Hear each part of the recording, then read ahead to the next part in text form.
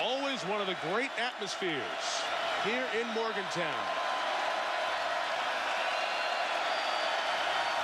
Set and ready, and off we go on College Football Thursday. Eric Doherty actually kicking that one off. Syracuse fakes a reverse right away, and the opening return is hit hard up to the 40-yard line by Diamond Ferry. The starting defensive back takes it out to the 42-yard. Damian Rhodes is the starting tailback for Syracuse. Walter Reyes has been bothered with flu-like symptoms over the last day and a half or so, and Rhodes carries for a yard to the 43. So I mentioned Rhodes and Reyes. They weren't sure even after warm-ups who was going to start. Reyes almost always does. We'll see how much we'll see him. Hanoyan is the fullback in front of him. Steve Gregory returns to the lineup with veteran Jared Jones. Kovaleski, an improving tight end. Up front, NFL scouts have come in a lot to see Adam Terry. 30th consecutive start with Green, Tarullo, a big center, Franklin and Ojanaka, two improving juniors on the right side of the offensive front. Gain of 1, 2nd and 9. Patterson's first pass to Steve Gregory. First action in a month. Good action. Across the 40 to the 39. Jamil Adai pushed him out. It's a first down in a game of 19. Adai is part of a different defense. It's 3-3-5 on the Bud Light starting lineups, with Keelan Dykes getting his second start with Lynch and Hardy. No superstars in this crew, folks. Just good, hard-nosed West Virginia defenders. Jerko, Adam Lenort, and Jeff Nochel getting his second start at the strong side backer. Jill told you about Adam Jones. It's the last time we'll call him Adam. He's Pac-Man with Lorello, Adai, Mims, and Adina in the back five. And Kirk and Lee will tell you why a 3-3-5 is played and what it can do. From the 38, here is Rhodes, the junior from about 20 minutes away from the Syracuse campus in Manlius, New York. Picked up a yard. It'll be 2nd and 9 coming up. As advertised, why a 3-3-5? 3-3-5 helps Rich Rodriguez's cause because it allows him to have more second-level players on the field. When you say second-level players, we're talking linebackers, safeties. Gets more speed on the field. You think about a 3-3-5, Lee, you think, boy, you're weak up front, but as much as they blitz their linebackers, it's really almost an 8- or 9-man front. Plus, it's a new defense because it adjusts to these wide-out defenses. Offense is much better. 2nd and 9, first option look, late pitch, ball on the ground. Rhodes picked it up, kept the play alive. Going to pick up a couple of blockers here, too. Damian Rhodes with speed and a lot of green. And a busted play is a Syracuse first down across the 20 and to the 19. A pickup of 18. Remember, that's not the normal starting tailback, but it worked out. Number 23, Mike Murillo. This is what Perry Patterson has to be careful of doing in this game. When he gets to the option right there, he's got to deal it quicker. Because early in this game, with his team driving, and I know this ended up being a great play, but when you're on the road and you're a young quarterback, he's very fortunate there that that ball bounced back into the hands of his running back and they picked up some yards. Patterson, as few times as you'll see him run the option, he's got to be sound as far as the fundamentals of running the game. Rhodes had to come out for a minute. Jeremy Sellers is now the tailback. This is just his 6th carry of the year. And he gets to the 20. So obviously when we see that, we know Walter Reyes must really be, you know, you're not going to see much of it. 2nd and 11, 4 wide receivers essentially, bunch formation to the left.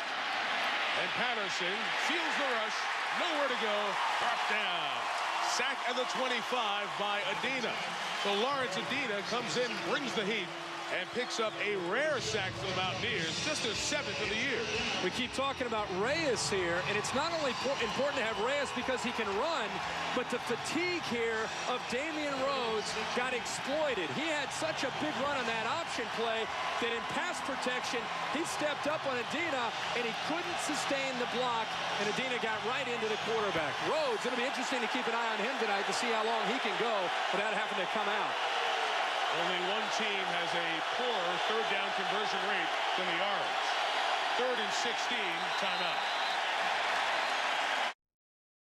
3rd and 16, needing to get to the 9 for a first down. Patterson swings it out. Rhodes can't bring it in. And Syracuse will have to try a 42 or 3-yard field goal. Ball's incomplete. 4th and 16. Colin Barber is their kicker. He had 2 big misses against Florida State. Part of those were snap hold issues. Jared Jones, the holder, gave him the laces a couple of times. And when the laces were facing the kicker, both times he missed field goals. Jones now a wide receiver, used to be a quarterback. See how he does here on this 42-yard attempt. Joe Newman is the snapper.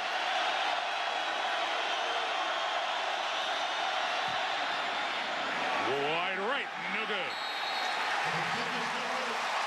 So the West Virginia defense doesn't allow Syracuse to get closer, and Barber has missed for the third time in the last 5 quarters. So Syracuse decides to take the ball to start the game. They don't get any points, and the Mountaineers will come out with Rasheed Marshall, the senior quarterback out of Pittsburgh, Pennsylvania. When West Virginia had a special season back in 1988, Major Harris was their quarterback. I'm sure if you're a football fan for a long time, you remember the Major. They still talk about him in these parts. Well, Rasheed Marshall went to the same high school in Pittsburgh. Both were not recruited by the Panthers and have thrived in Morgantown. Play action, tons of room to run. He's a really good runner. 9 to the 34. Let's check the people working with Rasheed on the Bud Light starting lineups. Back in the lineup will be K.J. Harris later on, but Jason Colson, the sophomore, will start at running back. Chris Henry, big game against Syracuse last year with Mikael Henderson, Eddie Jackson, and Ryan Thomas. The guys up front, Tim Brown, a 6th-year player, tore his Achilles last year. He's back. Dan Moses, the sophomore next to him, might in fact be the best of the bunch. 2nd and 1, a Colson run. First down to the 38, a gain of 3. Here's the Syracuse defense. Their captain's Julian Pollard. He's the right end. James Weish on the left defensive end makes more plays. Kadir Drame and Tony Jenkins up front. At the linebacker spot, Kelvin Smith. Jerry Mackey is the great nephew of the Pro Football Hall of Famer John Mackey, who also played at Syracuse. And in the secondary, they're good on the corners with DeAndre Lakai and Tenard Jackson. Ferry and Smith, the 2 safeties, are actually the strength of this defense. First down from the 37. Quick toss to Colson. Tumbles across the first down line to 49, a gain of 12. Luke Kane there as part of the play, along with Anthony Smith. Mike and Kirk, this is what they call a reverse option, which means you fake the ball in the middle. That freezes the linebacker. Then, Kirk, it's an automatic pitch. It just looks like a toss play, doesn't it? Yeah, we're seeing more and more of that this year in college football. Just a quick pitch to get the speed to the outside. And because West Virginia attacks in so many different ways, it really slows the defense down. And right now, you can see Syracuse is confused, and they're guessing along with Rasheed Marshall, trying to figure out what he's doing. 2 receivers, 2 tight ends, 1 back. That back is Colson. Stopped behind the line. He'll lose a yard.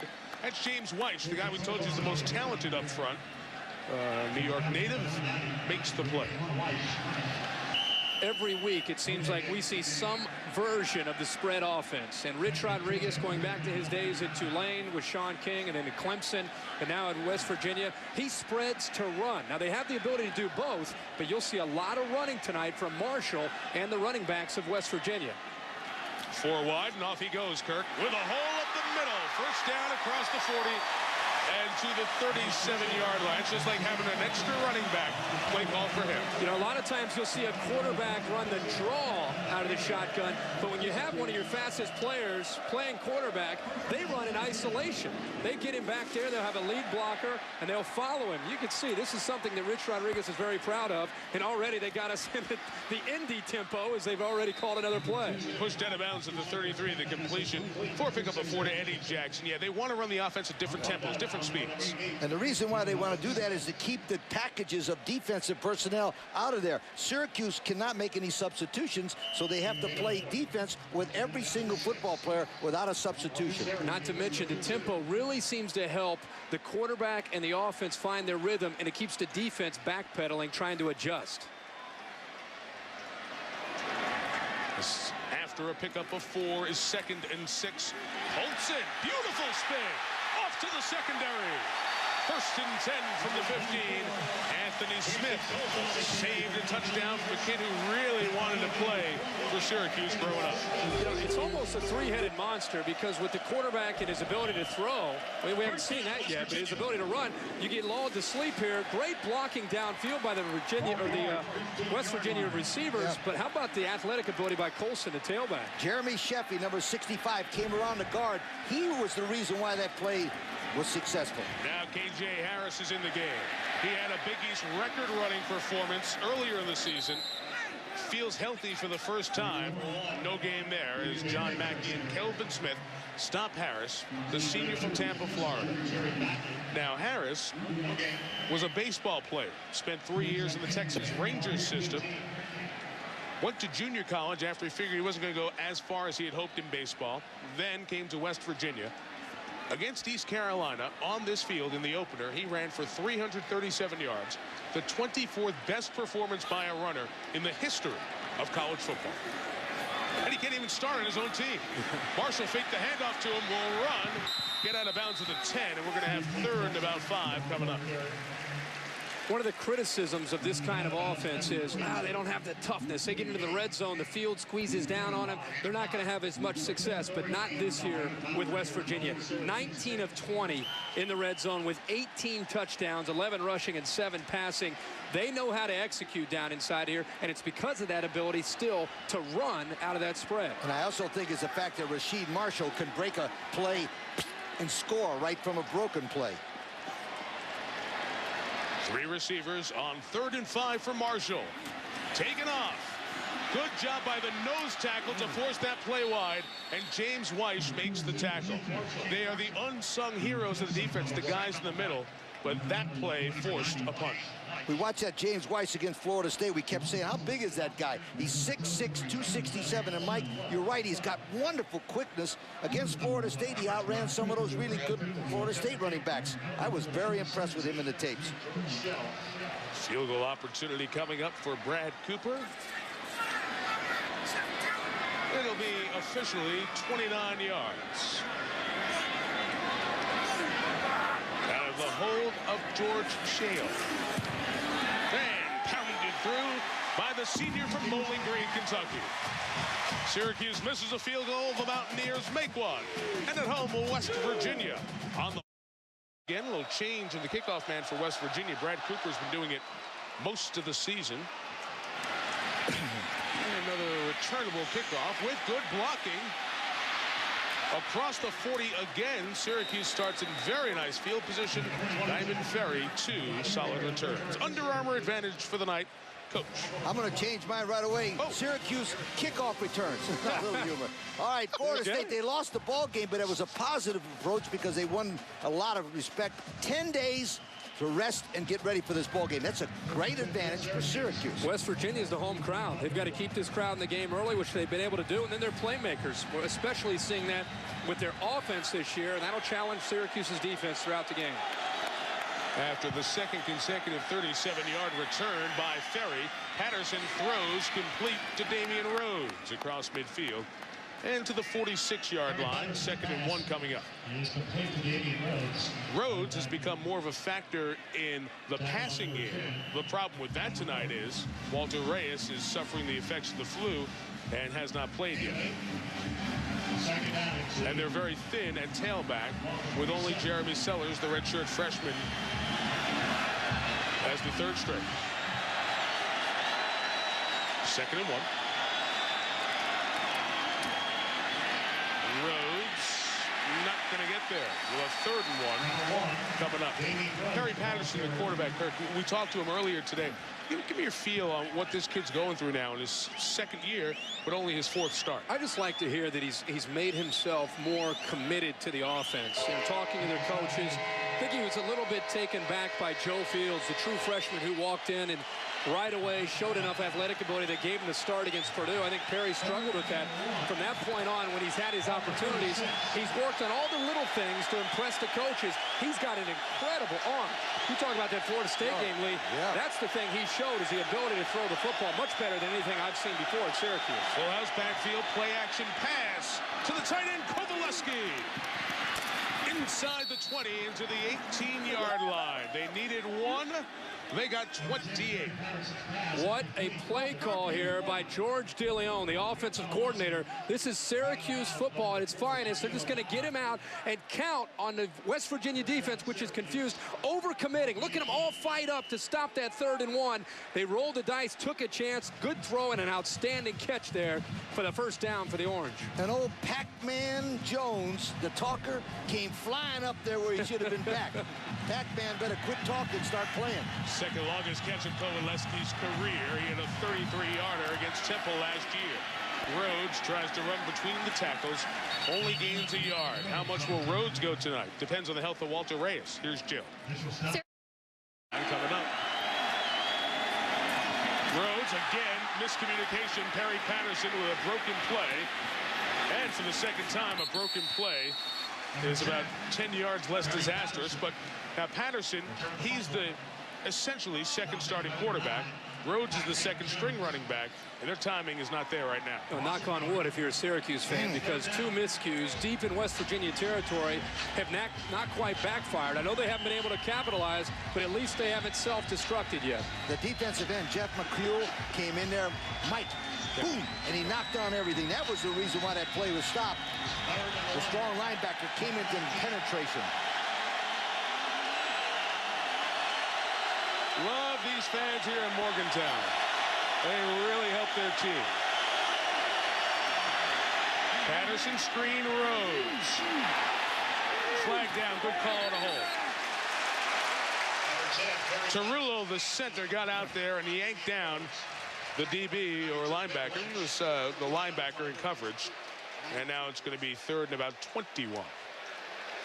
First time we'll hear from Tom DeJoseph, Big East official assigned to the game tonight.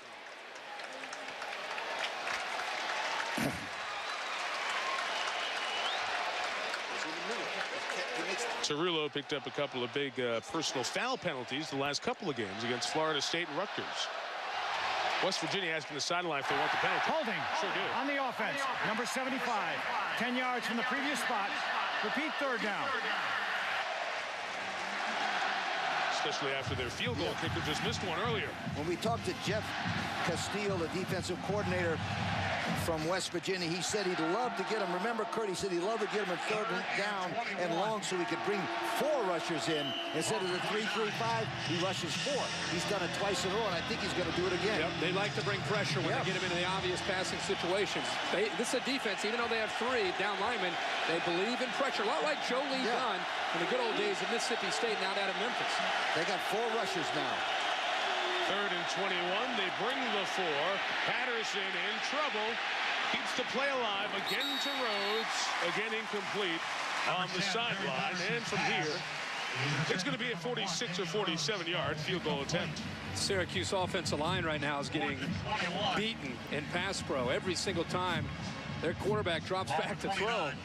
You can see the quickness and athletic ability of that West Virginia defensive line, just too much.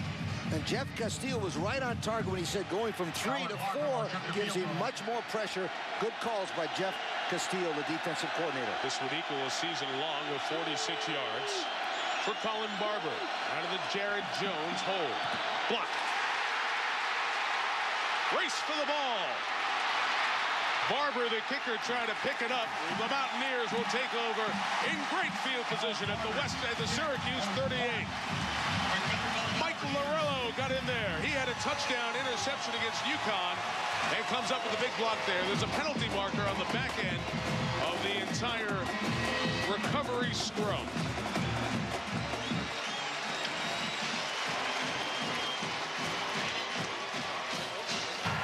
Sideline warning on the Syracuse bench.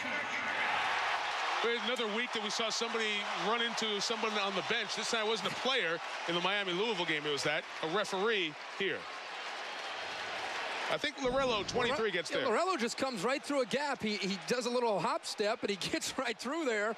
Ball hits him in the chest. Yes. I mean, we'd like to say it's good technique. It's just poor blocking. Well, you know what happens? Every time it's a long field goal, the kicker has a tendency to hit it real hard and doesn't get enough height right away. That's why people don't like long field goals sometimes. That and when they jump you right through the gap. You'd have to hit a 56-degree wedge to get over that guy. Yeah, that time that was just blocking miscue. First and 10, West Virginia.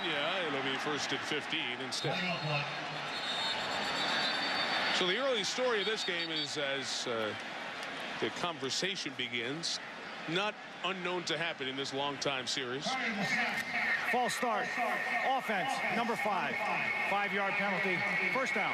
Syracuse, by the way, has gotten to the West Virginia 19 and 17 And they have no points to show for it. And one of the reasons they've done it is 2 great kickoff returns. They really haven't hurt the West Virginia defense. They had 2 long kickoff returns and 2 broken plays to make it all the way down there.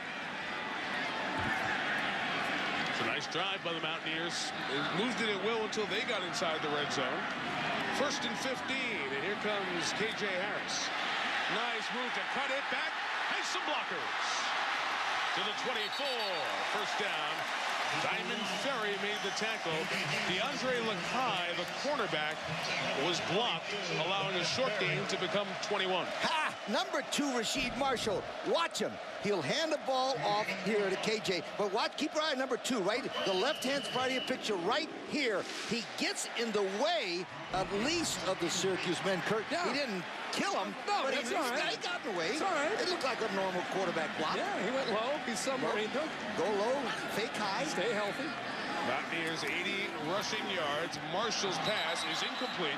Was ruled a forward pass intended for Eddie Jackson. His senior has been bothered by hamstring problems. If he's familiar to those of you out in the Northwest, he used to be at Washington, transferred here. The idea of these first 12 plays so far for West Virginia, again, the spread to run. They're 5th in the nation in rushing. 12 plays, they've run the football 10 times. So it's whether it's a Marshall scrambling or a design play for him to run or the tailbacks to run, they obviously want to attack Syracuse early in this game with running the football. The backup quarterback, Charles Hales, is in. The pass is thrown that way, but it's wide open to the 5, and Henry takes it in. Chris Henry, West Virginia touchdown.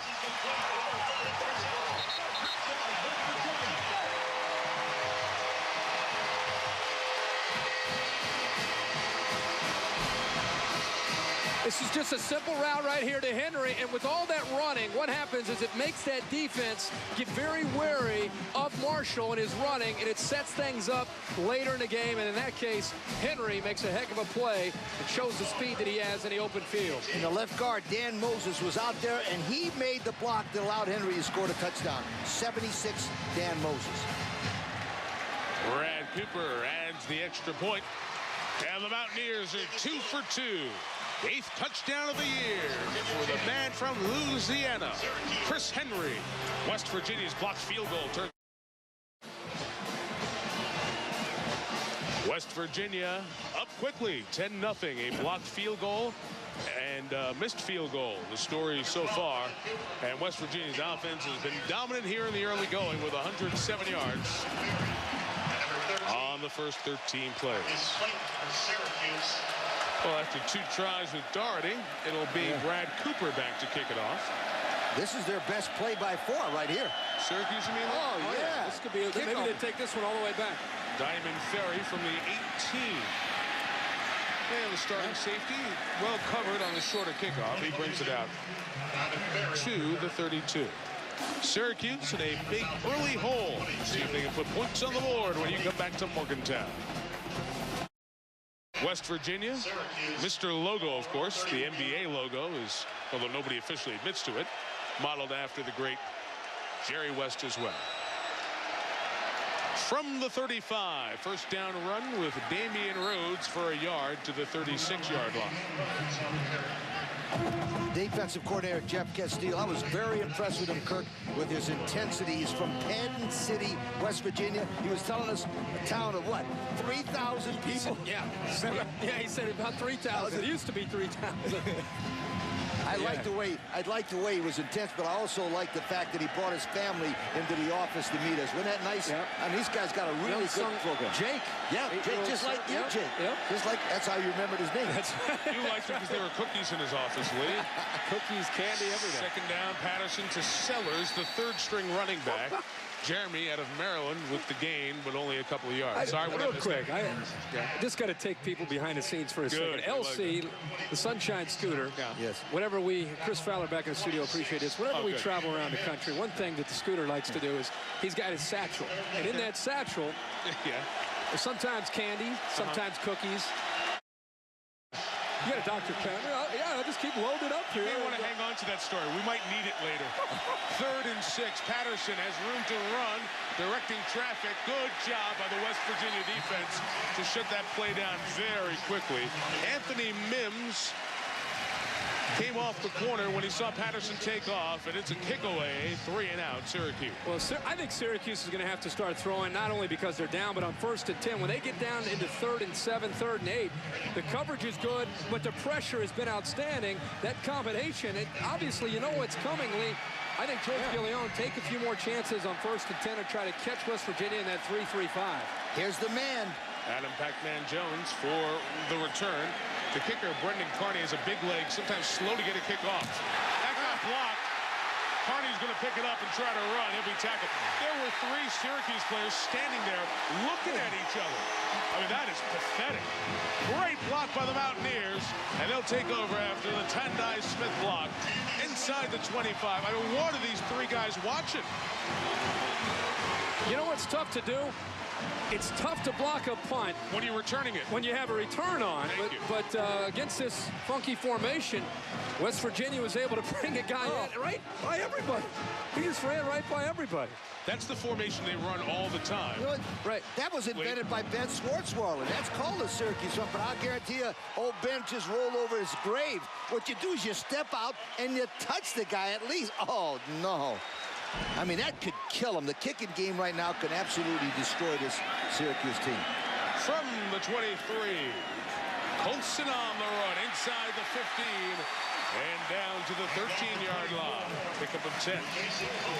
Let me tell you, I've coached in games like this, and if you're away from home and you got a hungry team like West Virginia and they want to look good and you start making mistakes, sweetheart, it starts going and ding, that scoreboard starts going click, click, click. Avalanche. Oh, I'm telling you. It's coming. You can see it, you can feel it. And then when West Virginia has the ball, they've run 14 plays. Almost half of them have been for 10 or more yards here tonight. 1st and 10 from the 13. Colson again. This time he's stopped by Chris Thorner, but the penalty marker comes in. And James Weish also there as well.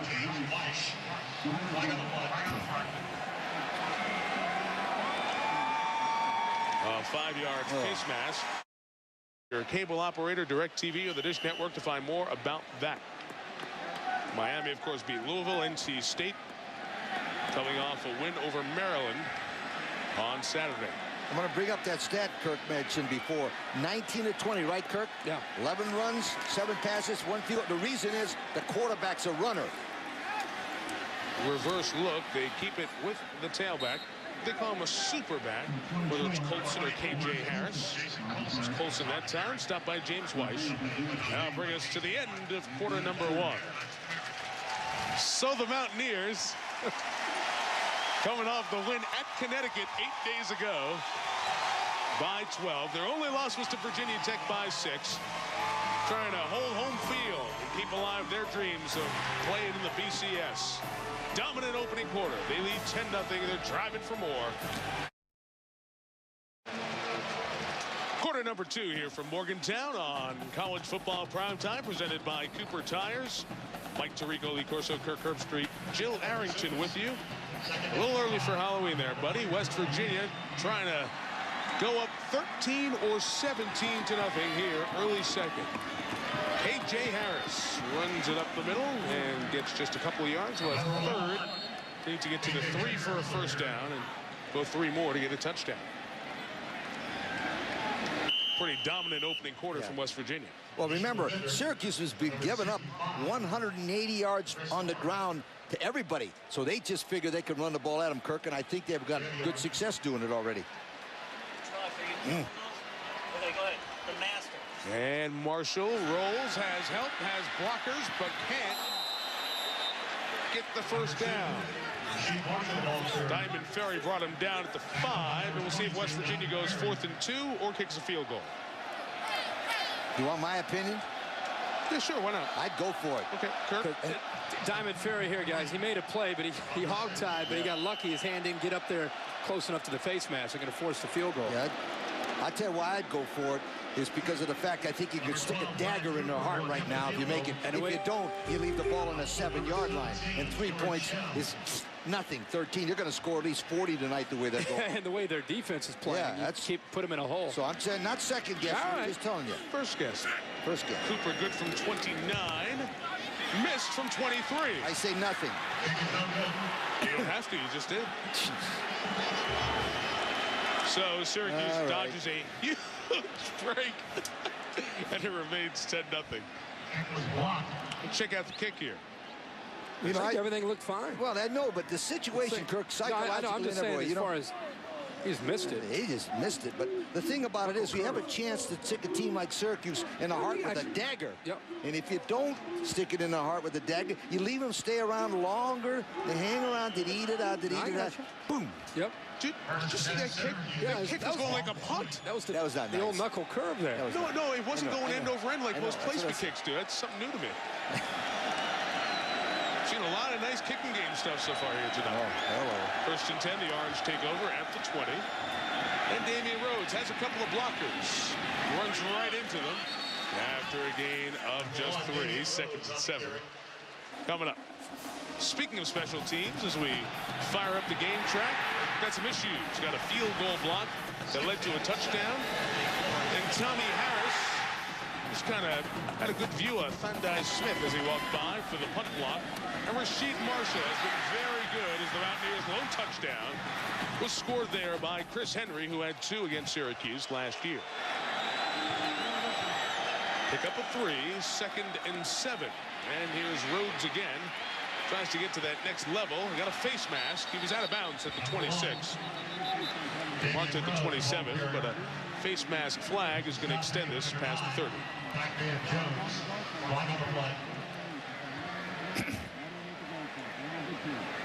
Good old Pac-Man Jones. Talkative but talented cornerback who's the top tackler on this team. Flag for the 5-yarder. Remember, he had his coming out party last year, and we were down at the Orange Bowl on a Thursday night against Kellen Winslow. 5-yard face mask on the defense. First down. It was number 9. Those two could talk forever between the two of them, but this is just clearly just a 5-yard face mask here. Pac-Man's going to be all over the field tonight. What is great about Pac-Man Jones is his willingness to come out and make a tackle. He's the #1 tackler on this team, but he also has the ability to be athletic enough and cover in man-to-man. He's a very special player. So you got an 8-man front here. You've got to try to mix in some throws on 1st and 10. The fullback, Hanoyan. Greg's a senior out of Massachusetts from Seacon. Kirk, go back and explain first the defense and then why you need to throw to get him out of it. Well, there are 8 guys right here. You have soft corners on the outside on both sides. I just think just to mix it up, it might be good to try to get away from trying to pound it in there, because just the advantage that West Virginia has with the numbers early in this game. Just, I'm not saying go strictly to throwing, but mix in some pass on 1st and 10. You made an excellent point before. 1st and 10 throw it. Yep. Don't wait till 3rd and long. 2nd and 9, 2 tight ends, 1 back. And Patterson, good ball fake, but threw it a little bit too early to get it to Jared Jones. It was crossing in the middle and was open around the 45. Jared Jones. Ball's incomplete. Number 26. Thing about a young quarterback with a big arm like Perry Patterson, who's still trying to feel his way and try to get comfortable and get confident with each game out, is it's all about his technique. And you can almost see him there just pushing the ball through, and right away, as soon as he let go of that ball, you could tell he didn't feel very good about it. The fans become a 12th man on every 3rd down. It's 3rd and 9. Good blitz pickup underneath for Gregory, incomplete. Rhodes did a great job that time of picking up the blitzer, but the connection to Patterson and Gregory didn't work. Damian Rhodes did a good thing there by picking up this blitzing linebacker, but watch the technique. You always teach a guy to go for the ankles and knees right there. That makes the guy flip over.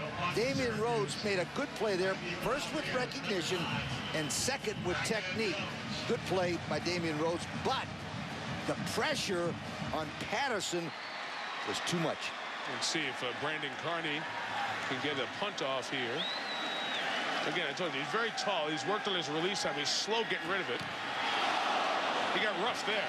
Roughing the kicker will be called. Pac-Man lets it go, and it is a touchback. West Virginia trying to shake those 3 Syracuse guys up.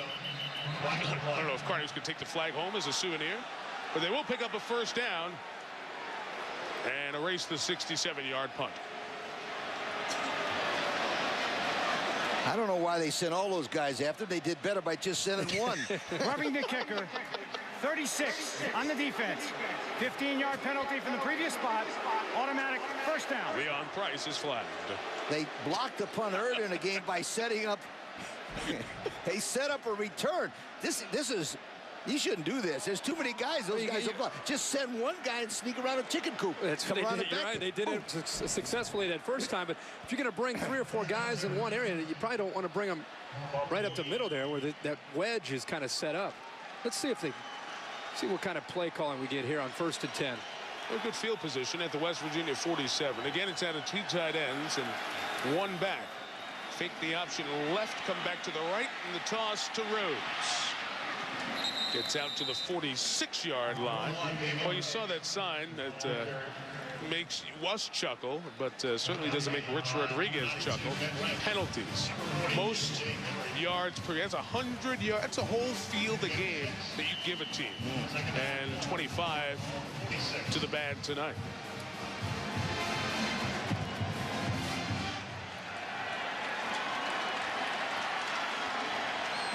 They get the gold star in their paper for creativity. I was a fan who knows what's going on. Rhodes. So let's see, out of 23 plays, 15 have been runs, and 1 out of every 5, the quarterback can't get it to the running back. That's not good. Yeah, and we talked with Paul Pasqualone. He talked, the one thing we learned from the Florida State game is if we do everything perfectly on offense, then we can execute. But we don't have a bunch of superstars on this team, guys. We have to do everything perfectly. That means the handoffs. That means the blocking. That means lack of penalties. Quarterback getting back and throwing the football on time. If we can do all the little things right, we've got a chance. And here in the early going, it's not been the case. Looks like a different team from a couple weeks ago. Jeff Castile, defensive coordinator, Virginia Tech. For West Virginia, this is his perfect situation for him right now. 3rd and long. And it gets longer with a delay of game flag. Ball, delay. Number 10 on the offense. 5-yard. Here.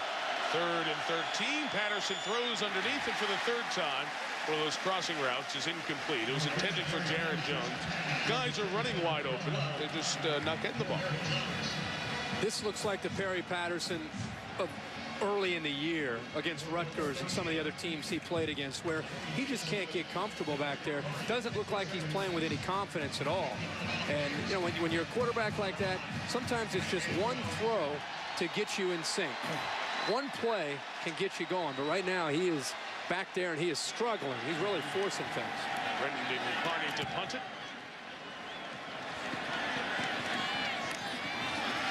McMahon from the 15. How did he get through there? Wow. Jones still going. Great hustle on his return. Out to the 25-yard line. Well, West Virginia, we have a penalty marker down. Let's see. We have a flag? Nope. Just a beanbag. No flag. All right. Saturday on ESPN, Sunday coverage on ABC. Rasheed Marshall loading up, sending it deep downfield, knocked down, incomplete. DeAndre Lakai out of California had the cover. Go down, and here comes Florida State now. Yep, here they come, sneaking around, looking good. This is a 2nd down, run up the middle, and Colson once again. Teams in the others. That's why. And just seeing them, and watching them, and I understand the one loss, but just watching them play, I think Florida State's a complete team now that they're playing better on offense, and their defense is 81 on the offense. As good as Wisconsin has been on defense, I don't think Florida State has to step back and take a back seat to what Wisconsin can do. Yeah, it becomes an interesting point. Play Auburn in the national title game. Could happen. Anything could happen. An undefeated Oklahoma not playing in it. Could happen. I mean, crazy. That flag made it 1st and 15. Marshall looked long. It was covered. Great speed to do this. Gets out of bounds after a gain of just a couple of yards. The other thing that we're not even talking about here, everybody gets so caught up in the Utahs of the world, is the upsets that it's gonna happen. We're eventually gonna see upsets along the way. And Lee, you touched on Oklahoma, whether they're undefeated, they've still got to go to Texas A&M and Oklahoma State. Auburn's got some big games coming up. So there are things that will happen in these next 5 weeks. First look at the BCS standings presented by Allstate. You see Utah more credibility there. Sure. And obviously the Oklahoma issue was the one that raised all eyebrows. And perhaps we'll have a chance to talk more about that as the night goes on. Here it is, 2nd and 12. West Virginia backed up by that penalty, and Harris unable to get past the line of scrimmage. The Mountaineer offense is slowed down from its great opening quarter pace. Talked about Harris earlier, how he's a baseball player, more mature guy at age 25. He was really frustrated about his injury status last week. He didn't play against Connecticut after hurting his hamstring earlier in the year, then hurt his knee and ankle in a game where he carried it a lot against Maryland, and didn't practice, could not go. And then KJ Sete, you see the Central Florida game where he played too. The Maryland, big numbers there. Wasn't the same after that. And Pernell Williams, a freshman, came in and looked great against UConn in the second half. So Harris has kind of been put on notice. Now he says he's feeling better. And Syracuse has done a nice job with Tony Jenkins, the nose tackle, and James Weish hemming in Marshall and will force a punt. I want to remind you of something that I talked about earlier. The ball was on the 7 with 4th and 1.5, and they tried to field goal. Since that point, they lost the momentum. They haven't got the juice because they went on the negative side. They should have kept sticking that dagger in Syracuse and putting the pressure on them. Now, I don't know. They're letting Syracuse hang around. Phil Brady with the kick. And return down to the 29-yard line. A return of 7 yards on that one after the kick of 41. Marcus Clayton on the punt return. We'll talk about the Big East and Syracuse and West Virginia and the whole BCS situation with this league when we compilation of the computer rankings. Perry Patterson and Syracuse take over on first down. Everything's covered. He doesn't really like to run, but he kind of have to sometimes, and he dances out of bounds there at the 32-yard line. You know, Mike Tranghese, the commissioner. I think it's unfair to some of these other conferences that are on the outside. Patterson incomplete. He bounced one.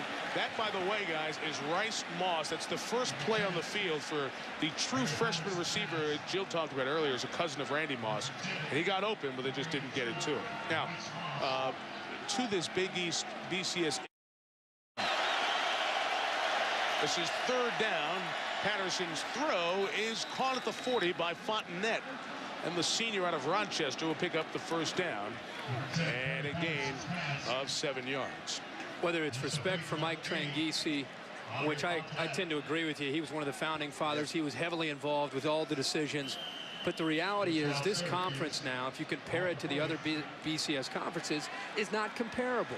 It's not fair to the Mountain West or the WAC or Conference USA, who have teams that are very competitive, maybe have even more depth in their conference than the Big East. Now you get Louisville in here next year, and that's going to add one other team. Here is Rhodes from the 40. Wonderful ankle tackle by Adam Lenort, the senior out of Oil City, Pennsylvania, the middle linebacker who's been fighting a high ankle. Can get him in the second half. Rhodes is not hitting any holes right now with a lot of speed. There he goes down the sideline, out of bounds at the 44. You bring Louisville in. You have Louisville and West Virginia. But with Pitt right now down and Syracuse down, how do you look the WAC or the Mountain West conferences in the eye, or Conference USA in the eye, and say, hey, we still have played better brand of football. We still have more depth in our conference. And I respect the fact that the Big East was there from the beginning. So you have to have some kind of stipulation for them. But look at that conference and compare it to the SEC or the Big Ten or the Pac-10 or Big 12 or ACC. I've got an idea of how I think. I like your idea. We'll talk about it in the second half. Okay. Because the guys are going to talk about it at halftime. So I want to hear what they have to say in the studio. Okay. And then we'll address it again in the second half. I like your idea. I think your idea trumps anything. Play clock running down. Syracuse had to take a timeout. They have 3rd and 5 coming up. They picked up the last 3rd down. Need to get something going offensively. Only 97 yards in 29 plays. And a couple of kicking game mistakes as well.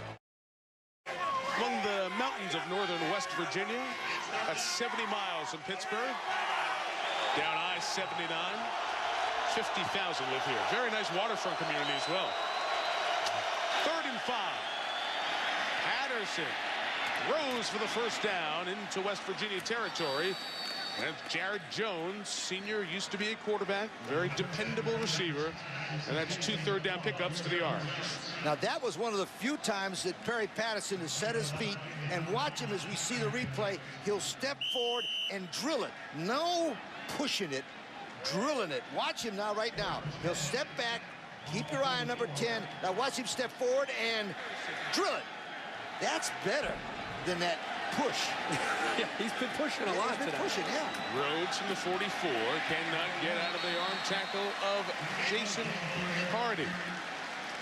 Well, tonight, for Syracuse to get back into this game and get anything going on offense, it's all about Perry Patterson. I mean, right now with Walter Reyes on the sideline, with West Virginia committing 8 or 9 guys to the line of scrimmage, it's going to come down to Patterson's ability to find his rhythm and find some receivers downfield. They've been open.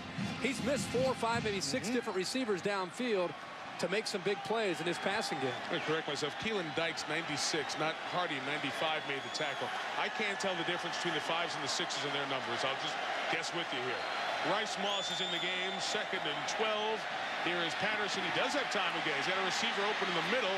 He's taking off instead, and he's going down. Back at midfield, loss of 4. Had one guy break open only for a moment. Unfair to say the guy was really open downfield. But if you're going to scramble, you got to go.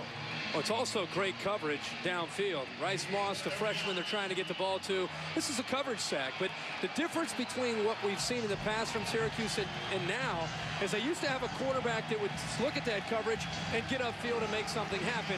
Now, with Perry Patterson, they don't have that ability. They've become more one-dimensional in their passing game than what they've used to have years and years at Syracuse. Adam Lenore, the 6'4", 230 linebacker, blitz in the middle and still caught Patterson from behind. That was a great play by Lenore. Corner blitz, pass thrown, caught by Fontenette. Good job behind the blitz for Lawrence Adina to come up and make the play. The bandit safety will force a punt. Lee, you and I talk about side adjusts all the time, and a lot of offenses have been able to adjust to avoid this. This is a side adjust on 3rd and, what was it, 15? As a Syracuse offense, you've got to try to call a play that in case they do blitz, you're not forced to throw the side adjust. You have some kind of answer to pick up that blitz to allow you to throw the ball downfield as opposed to throwing that quick 3-step, get rid of it, 5-yard gain. Now it's 4th and 10. 4th and 9, another punt from Carney. He has great hang time on his kicks. This one's going to bounce into the end zone. So the net is only 24 on a kick that was 44. West Virginia hasn't had the ball very often. 10 fewer plays, 8 fewer minutes. Where it's most important, they have 10 more points. So West Virginia on top by 10 here on College Football Primetime, presented by Cooper Tires. Game the Mountaineers could be leading by a lot more because they've had great opportunities. However, Syracuse has held the ball a little bit more often and done less with it. From the 20, first down handoff. Again, it is Jason Colson out to the 20. Guys. That was yesterday at lunch. 2nd and 5. There he goes again. Looking for a little dessert here. To the 43. First down. It's kind of a silent assassin. Joe, talking to him, I got that same feel that not only did Syracuse offer, he verbaled to Syracuse, but when the Syracuse coaches told him they didn't think that he had that ability to be a tailback at their school, they wanted him as a safety. He said, I'm out of here. I'm going to Morgantown. And he brings a toughness. What's interesting is Colson's 215 pounds. K.J. Harris is 245 pounds, but it's Colson that runs with more power. Harris, after seeing that big run by Colson, tries to respond. And Ryan Lacasse, the junior out of Stoughton, Mass, brings him down to midfield strike. There's nothing like competition to get players to play hard. Oh, KJ, he didn't play much last week, but then Williams and Colson started running. All of a sudden, his hamstring got better. Remember, Rodriguez said he started looking good. Right. There is nothing like competition to make football players play harder and come off the injury list, I might add. 2nd and statistically a long 2 is needed. Designed run, Marshall. Kadir Drame, the defensive tackle, got a hand on him, but Marshall was able to get free and get the first down at the 45-yard line. I think this is the biggest difference in Marshall's game. He's just going to follow K.J. Harris here. This is like, again, an isolation block. Harris needs to come here to pick up the block if he can. He had to go around the guard that time, which slowed the play down. Usually it's a quick hitter, and it goes right up inside between the center and the guard. That time they had to pop it to the outside. Still enough to pick up that first. Mountaineers have 144 rushing yards. They've looked good, except for that inability to get it in the end zone on the drive down at the 5 a moment ago. Harris a run down to 42. Rasheed Marshall is an opportunity to set some ironic Big East history tonight with 8 yards. He will pass Donovan McNabb as the all-time leading rusher as a quarterback in the Big East. Looking along for Henry again. Couldn't pull it in. That was a quick tempo play. Syracuse was running defenders in and out. Henry tried to hit the home run. Diamond Ferry and DeAndre Lakai covered. That was a nice play by Marshall that time. But I tell you what, Ferry did a really good job of coming back. And you watch him come from the bottom pitch right there and just strips the ball. That was fair, legal play of stripping the football right there. That was a nice play. It saved the touchdown right there. And for a safety who's still trying to adjust to playing safety as a former running back, that was outstanding of getting his hand in there and at the very last second ripping that ball out of Henry's hands. Lakai, who was bothered by a hamstring pull a little bit before and then during the Florida State game, is shaken up. And Tim Neal, the athletic trainer from Syracuse, out there checking him out. As they look at the junior from Los Angeles, we are the opposite end of the world from LA. We're in Morgantown, West Virginia, with the Mountaineers on top by a count of 10-0, looking to improve to 6-1 and win for the 3rd consecutive time in this series. And you see, we talk all about their spread offense, their spread offense. Their spread has shown the ability to run, and they've run it very well tonight. As Lakai comes off, he doesn't look very good there with the players back on the field for this 3rd and 7 here at the 42. 4 receivers for West Virginia.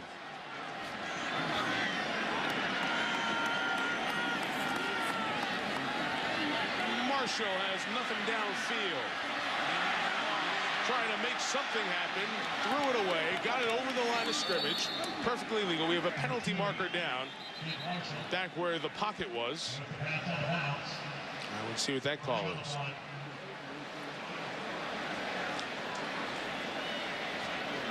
Scrambled out of the tackle box, got the ball past the line of scrimmage, and it is a penalty on West Virginia. Now that we have a second. You're right, Chris. We'll talk about that trophy and the man it's named for later. West Virginia will kick it away here on 4th down. Hit when he caught it. We have whistles. West Virginia recovering a muffed punt, which cannot be advanced at the 20-yard line. All the traffic around Clayton, and he could not pull it in, and the Mountaineers will take over at the 20. Somebody bumped into Clayton. I think it was his own man. I was going to say, all the traffic, West Virginia, it looked like, did a pretty good job of surrounding him, but not getting in his way. I think it was his own man. Have you ever seen a worse first half of special teams than Syracuse has put on today? It could be. I think they've set a record every here. single phase of the special teams, they've been lousy. I mean, not good, bad, lousy. Yeah, he never really got into it. The man was pushed back very legally and just didn't give his own man space to catch it. Thomas Whitfield was pushed back and keeps the Mountaineers offense rolling. Minute 10, they have the full complement of timeouts. Colson only gets a couple of yards. And they'll take one here with 1:05 to go before halftime. West Virginia, chance for a knockout punch after the 3rd mistake by Syracuse special teams. Back here in Morgantown.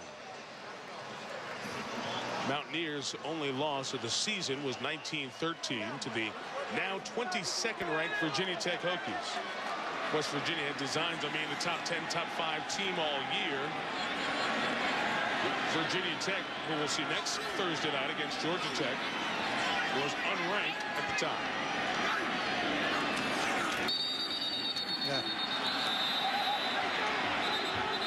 Flag on the play.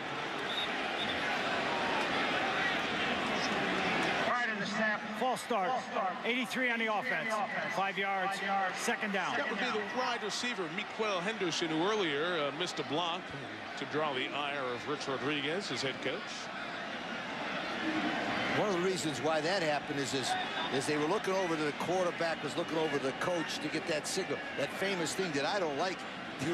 Later on, hopefully the game you'll explain to me why they do this. You know what? The game has not been very watchable. But in the third quarter, we're going to talk about the history of the evolution of offense. Please, that's good stuff. That sounds like it should be on like National Geographic or Discovery, but we're going to break it down. LC's going to take us back to the 30s, the 40s. It's going to be good stuff. On the run, into the record books. A flag is down as Marshall goes into the end zone for a touchdown, but always a sign. When the guy who threw the flag doesn't signal touchdown, it usually comes back. We're going to find our man, Chris Henry, number 5, holding on the left-hand side of the screen. Right in front of the official. Marshall would have broken Donovan McNabb's quarterback rushing record if it stood. Interesting, Chris Henry did not get the start against UConn because of his inability to block and willingness to block. That was a better tackle than some of the his hand came through. That was almost like a wrestling move. Oh, yeah. But he didn't start against UConn because he wouldn't block. And I think the... well, that wasn't a block. That was a tackle. That was a tackle. He did go after tackle, block, hold. Thomas Whitfield is now playing corner as Lakai is out. When he was helped off, he didn't look like he was coming back on the field anytime soon. So Syracuse is without one of its best cornerbacks, and now they'll pick on Whitfield, 29, I would imagine. We have 2nd and 15 coming up here. Against the 4-man rush. Fired by Marshall. Touchdown to Henry. Right at that quarterback, Whitfield. And a marker comes in after the play. They go right back to him. And for the 2nd straight year, 2 touchdowns against Syracuse for Henry. Well, forget about that blocking. Send that Henry down the field. Watch this, Kirk. Watch the concentration in the hand. I like the idea that he was not disrupted by the defensive back waving at the football. Wasn't that great? Oh, he's continuing to get better. Great hands, great athletic ability. Dead ball, late hit, number 20 on the defense. That's Anthony Smith, the free safety, who was coming over to get Henry and took the worst of it. Hope he's not hurt. Henry is 6'5", about 195 pounds. And I remember last year when we saw him play, he was just starting to get a feel. He was so raw as a receiver. He's really improved and become more of a complete receiver. Number 12.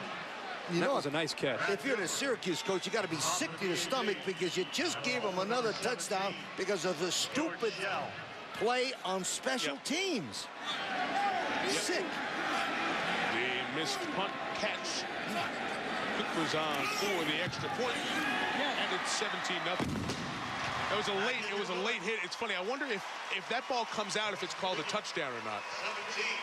If he's able to dislodge the ball from Henry on that big hit. I think he held it long enough. I think it would have been long enough. That's interesting. I don't know if people think of that in terms of the long hit. Well, or the late hit. I mentioned Chris Henry had 2 touchdowns against Syracuse last year. A couple of big plays. He had a very big receiving day against the Orange. The junior from around New Orleans area. There's the 2 long touchdowns. That one against Diamond Ferry in the Carrier Dome. And good to see that the trainers are no longer looking at him and he's okay. Henry is a playmaker, that's for sure. Now 9 touchdowns on the season, and he has 19 in his career. 4 of the 19 coming against the Orange. He's a great receiver, but I will say this, as far as his development and how far he's come from last year to this year, and he's a junior, and you got to think he's thinking probably about the next level, possibility of making a jump. Athletically, he's special. Maturity-wise, which is a big thing that the NFL looks at, that's an area that I think he's going to have to continue to show his development, willingness to block, so you don't get benched getting ready for a game. Little things like that are very important. Well, we talked about Lakai being out and Thomas Whitfield, the defensive back, and Paul Pasqualoni was unpleased with his junior cornerback.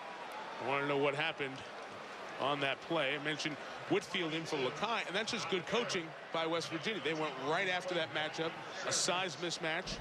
Lakai is a 6-footer, Whitfield's 5'9". And it's 17-0. Coach said, what happened? He said he's got about 6 or 7 inches on me, Coach. And I'm on the second team, Coach. That's right. The first team guy in there might have been okay. Anthony Smith's penalty means the kickoff comes from midfield. And it's a touchback. Let's go check in with Jill Harrington. Yeah, that cornerback, DeAndre Lecale, they needed him on the field, but he's in the locker room. They took him off the field. He has an injured shoulder. We don't know the exact injury. However, it's a shoulder. They're going to check him out at halftime. All right, Jill, thank you. 53 seconds left here in the first half. Syracuse has only one timeout. They had to use two when they couldn't get plays in properly. So undoubtedly they'll run it and take it into the locker room here at the half. Each team has run 33 plays. West Virginia 209 yards and Syracuse 109. They'll throw it here on first down 17-0, and the pass is knocked down and incomplete. Are you sure these are the same guys that played against Florida State? Yeah. That we watched on tape yesterday? One thing we did talk about. You're right. In fact, I tell you what's the difference. The dome? Yes, sir. Yeah. Thank you very much. It's perfect. I coached in the dome. They look supermen. Plus, you know how Syracuse always gets ready for that one big game, and especially at home in a dome. Yeah. That dome is tough to play in, I'm telling you. Florida State had problems. Yep. From the 20-yard line, a run of a yard. If you're just joining us, by the way, Walter Reyes, who normally is in at running back for Syracuse. West Virginia takes time out, by the way, with 41 seconds to go. Yeah, that's true. James, a great defensive end, is injured. I forgot about him. Play against Purdue. Third down, quarterback draw with Patterson trying to get the first down. He's pulled down at the 26 by Jamil Adai, who is shaken up on the play. West Virginia's taking a timeout here, but their concern is the 3-year starter who missed all of last year when he had a red shirt with a shoulder injury. And he's in a lot of pain over there.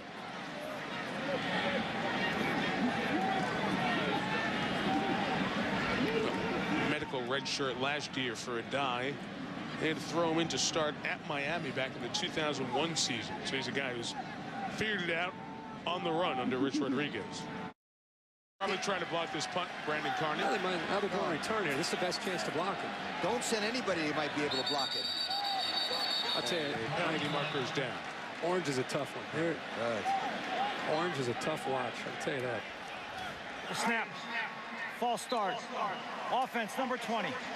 5 yards. Fourth down. Anthony Smith.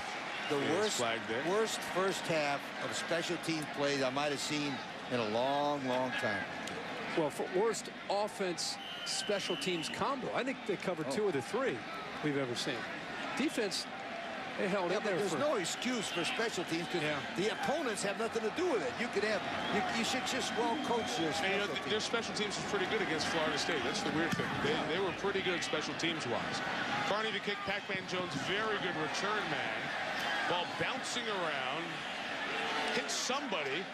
I don't know why Syracuse didn't get their hands on it there. There they go, down at the 29-yard line. And it deflected off of a Syracuse player a little bit farther up, Joe Newman. Well, this is a different era of Syracuse football. Days. Donovan McNabb, September 12, '98. Unbelievable game. One of the best performances by a visitor ever in the Big House. So many big performances. A great running the ball, too. The all-time leading rusher for quarterbacks in the history of the Big East until tonight. Even with that flag over there before, Rasheed Marshall passed Donovan McNabb as the all-time leading quarterback rusher in the Big East. I'd like to see a split screen of Donovan Syracuse and Donovan Philadelphia. I think he's put on 45 pounds of muscle. He's a bigger bird. KJ Harris here on the run, guys. With 15 seconds left, brought down at the 41-yard line. He's eating all that Campbell's soup that his brother gives him. That's right. A fumble. Is that a fumble? It is a fumble, and Syracuse has Look out. I thought the referee was coming in to call a timeout, but KJ Harris, he thought the same thing. The ball did come out. Syracuse has it with 11.4 seconds left. I think the safety, Diamond Ferry, gets his left hand in there and rips it.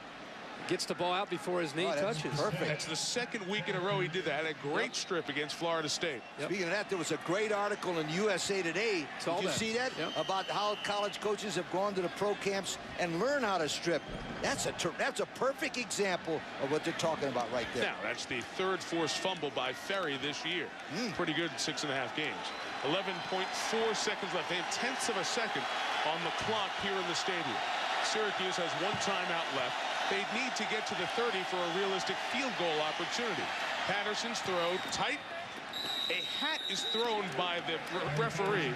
The pass is caught by Jones. He may have gone out of bounds and come back in. Let's see. Will the field judge throw his hat? Nope, it's all good. So it's a first down and a field goal opportunity. The field judge, Bruce Williams, threw his hat. Usually that means the guy was an ineligible receiver. So with 5.3 left, since they went out of bounds, they didn't need to burn the timeout. And Colin Barber has a 42-yard field goal attempt. Remember, they blocked it over the left guard last time they tried this. They overload that left side again, Lee. It's officially 41, and he missed it left. West Virginia gets the ball first for the second half. Syracuse is going to face a second half where they must win, otherwise they will fall to 3 and 4 from 5 yards deep. The Pac-Man brings it out, and Adam Jones is thrown back to the 24-yard line. He's just desperate to make a play, especially on national TV. And there is Pac-Man. On early downs when the pressure isn't as intense. First down run with Jason Colson gets to the 27-yard line, and that leads us to our Home Depot coaching adjustments. Lee? Well, Kirk, I agree with you 100%. We didn't go over this either, but I think they need to throw 1st and 10 play action, because what it does, it gives them better protection. And then on defense, they got to play more zone, make West Virginia drive the football. Now, West Virginia's got to stick it to them. They cannot get conservative, or they can get in a tough ball game. They don't have to if they stay proactive and go after them. Second down, Marshall's pass is knocked down. It's been a good game for the defensive line for Syracuse. Kadir Drame, who broke his wrist a year ago, couldn't weightlift. Wrist heel, he could weightlift, got a little stronger, played well so far. Well, the entire defense has played well. They've been put in some tough situations.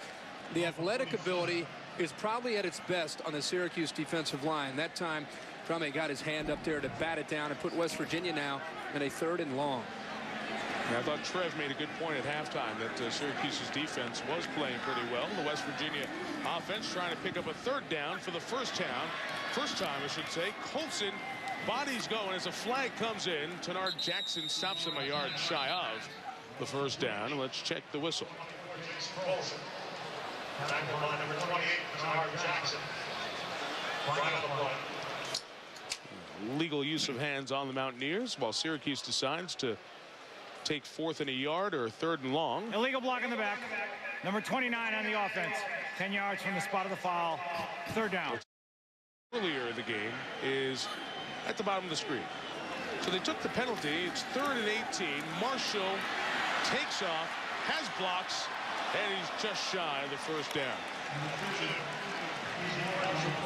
Well, there's a perfect example where people watch the game and say, oh, they got to punt the ball. But remember, if it wasn't for that penalty, they would even be closer to it and already make the first down. And there's a point where the West Virginia penalty cost them possession of the football. Phil Brady is the punt return man. Wendell Bembo standing deep to receive. And Bembo out of Tallahassee takes it from the 25. Return of 5 to the 30-yard line. The fans were uptight because the referee was standing over the ball. I'll tell you why in a second. Special teams first half was a disaster for Syracuse. 3 field goals missed, 1 punt blocked, and then at the end of the half, the punt return that was fumbled by Marcus Clayton, who was not back to receive the last one. And there, that miss to end the half. Chris Rippon is the special teams coordinator for Syracuse. He was the defensive coordinator until a couple of years ago. And when he was the special teams coordinator back in the late 90s, their special teams were very good. First down run with Damian Rhodes, who gets about 6. I want to go back to that punt for a second. You heard the West Virginia fans were uptight because Syracuse is bringing personnel on. The official is standing over the ball as Jamil Adai is shaken up for the second time here in this game. It is the rule that you have to give the other team a couple of seconds to sub. So when West Virginia brought its personnel on late, the umpire stands over the ball until Syracuse has a couple of seconds to reasonably substitute to try to avoid all the smoke and mirrors of the spread offenses. It's just a little game, and that's why the official was standing there. Fans were frustrated, but it is a new rule put in this year. The American Football Coaches Association put that rule in because they were putting in too many people too quick and catching the defense off balance. So they said we need to balance it out. Speaking of the American Football Coaches Association, Paul Plascaloni is first vice president of the American Football Coaches Association Board of Trustees. That's one of the highest honors a coach can ever have, is to be that way.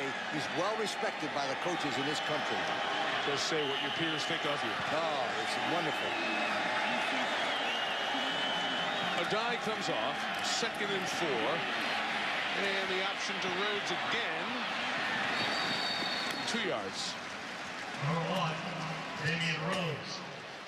Took the option pitch. Well, Perry Patterson, when he's had to throw the football, has struggled. This is something that hurt him earlier this year, missing open receivers, and it's cost him tonight. He's had open people downfield, opportunities to make big plays, and he has misfired time and time again. And now he, once again, at least this time it's 3rd and short. It seemed like the first half it was 3rd and 7 or longer every single time.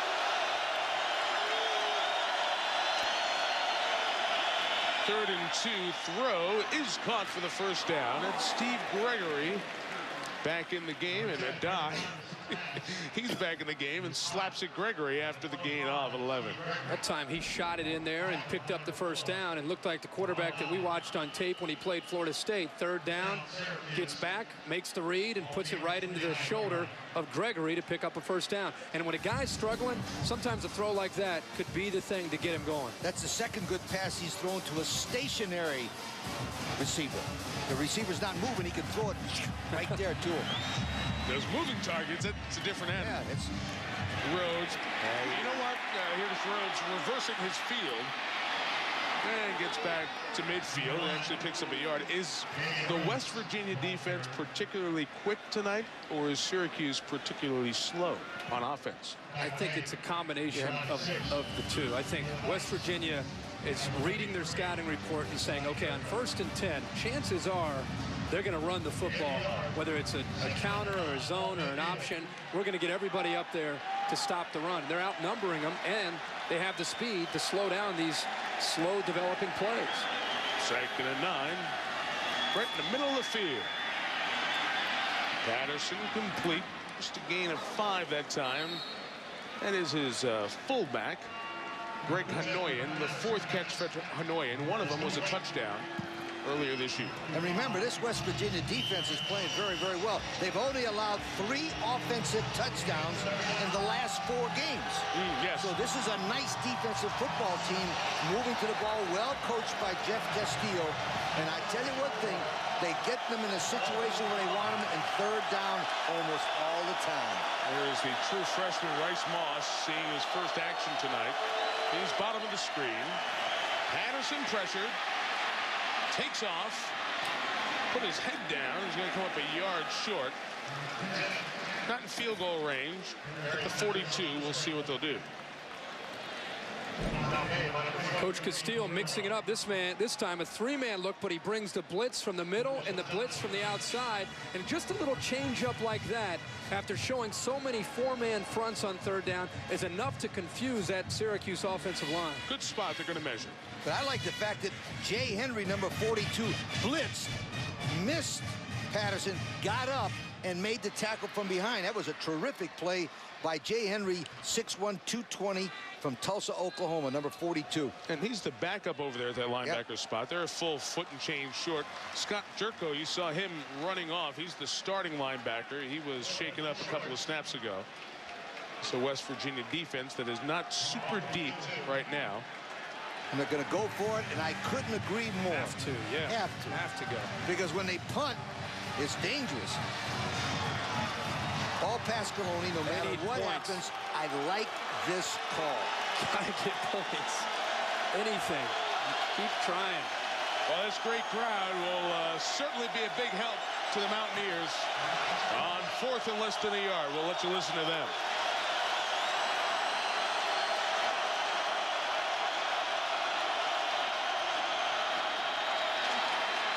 First down. Out to the 34-yard line. Well, absolutely. We've been talking about George DeLeon, 20 years at Syracuse, the offensive line coach. This was a tremendous call. Perry Peterson fakes it, comes around on a naked boot. He's got one receiver down the field, Kirk, just in case. But a nice call by George DeLeon that time.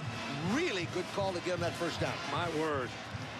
Perry Patterson picked up the first. He just got it there. Usually a fake option pass right around here from the 35. Yeah. Up straight option with Damian Rhodes. I'll tell you, a die. He's getting beat up, banged up, pushed around, but he's in on every play. The junior out of Florida. See, to me, Syracuse offense, Mike, you know this better than anybody. When Syracuse is Syracuse, the quarterback is a threat running the football on the option. He's not a threat. The defense, he's not even thought of. This is it's a glorified toss sweep. All their attention is locked in on the tailback. The quarterback can keep it if he wants to. The defense doesn't care about that. He's going to run a 5.3 40 and not pick up a yard. Certainly missing Walter Reyes, but you're right. If you do run option, your quarterback has to be more of a running threat. Patterson, the lefty, throws complete to his tight end, Kowaleski. He's down at the 27-yard line. You know, guys, people talk about teams as championship teams in West Virginia. He's going to have a chance. They'll be favored in the rest of their games to get to 10-1.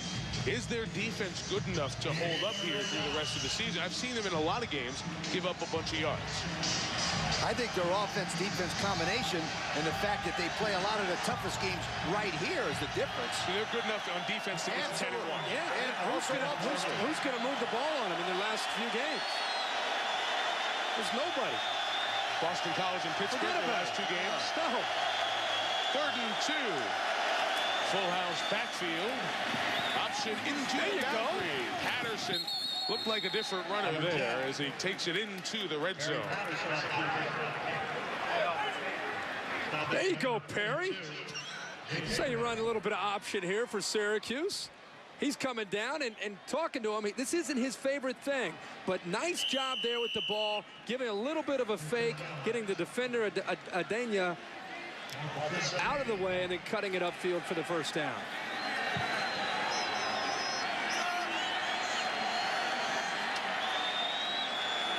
Third Syracuse trip into the red zone tonight. And here is Rhodes turning the corner inside the 10 and near another first down over at the 7-yard line. Damian Rhodes came out of Fayetteville Manlius High School, not too far from Syracuse. Played as a true freshman.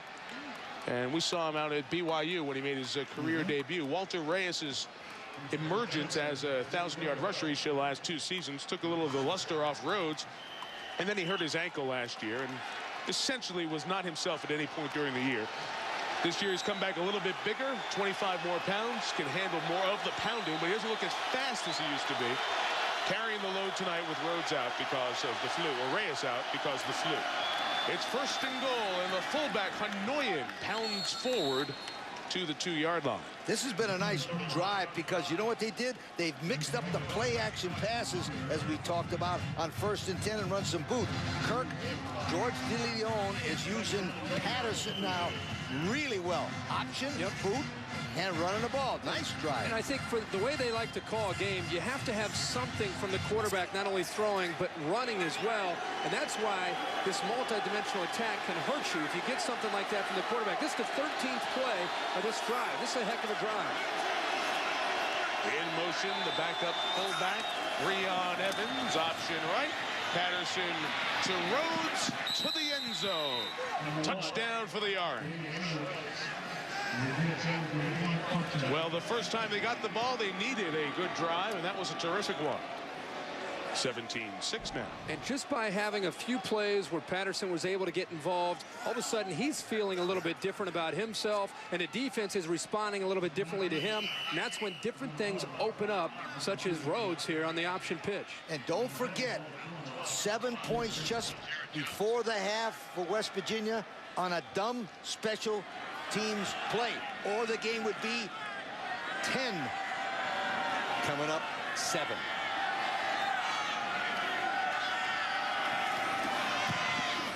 Colin Barber, well, now 10-6. The special teams nightmare rolls on. Can't kick it for them. They've got to make them. 17-6 to score. Damian Rhodes, 7 touchdowns as a freshman. It's his 5th of the year. They cannot pay it off with the extra point. 11-point deficit. To the Mountaineers and special teams here tonight. Still the West Virginia lead is 11, and Pac-Man doesn't get his hands on it. Brandon Miles does. A nice return from Miles out to the 33-yard line.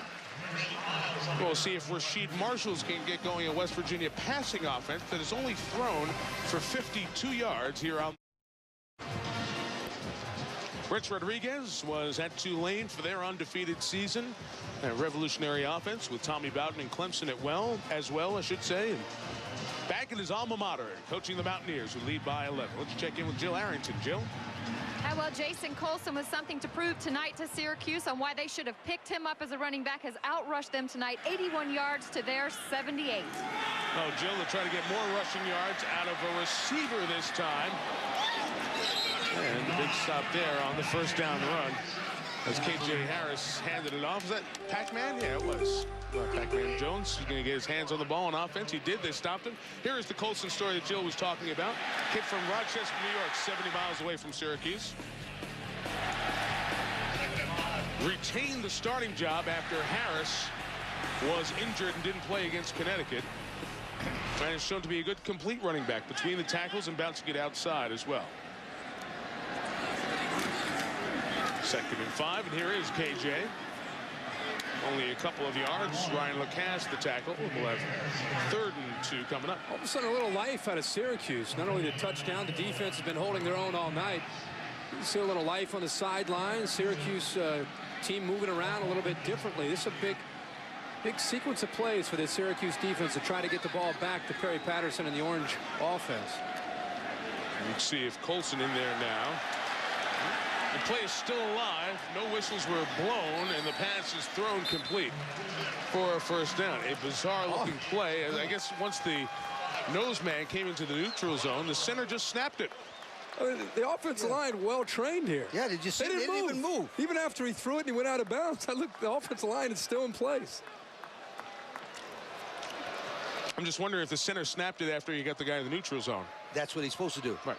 Get him in the neutral zone, snap the ball. It's great, but usually the offensive line, they flinch or something. I'm talking, the play went all the way across the field. You know, hey, roll the tape down there, guys. Come on. No, you know what happened?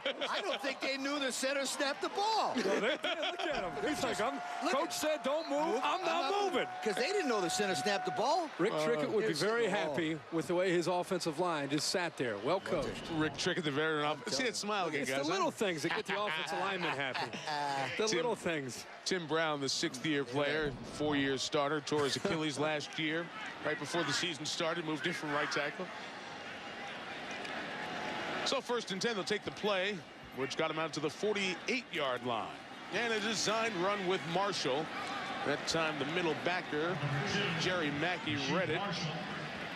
And Marshall still picked up about 5 yards. Initial stop, number 51, Tony Jenkins. Mentioned Jerry Mackey, who's from Freeport, New York. Sophomore with a great pedigree.